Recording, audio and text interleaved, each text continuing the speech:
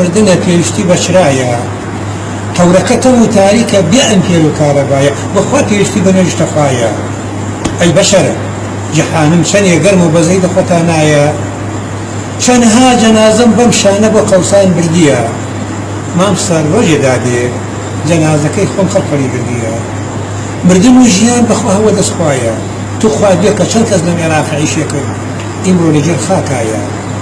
خۆت بەڕێبوار بزانە ئەم دنیای تەعانە یەک نوێژە نەفەوتێنی من هەزمانە قورعانە بڕوات بێت چی وەختێ بری بەردەمای تەحانە چکە ڕۆژ شەوی لە دوایە ئاو بەخەوەی کارەبایە مەعاش سفری زۆر تایە وە لەو شەش مانگە نایە مردن قانونی خوایە خەڵکە عام ناڕەزایە ئەی بۆ ئەوە ناڕەزایە تاسە و برێکی زۆر تایە خۆی وەزعەکەی شەروایە ساڵی دوو جەژنی تایە مردن ئێرادی خوایە خەڵکە عام ناڕەزایە بڕۆین باشترە لەوەی بمێنین نەو کات شتێ بشکنین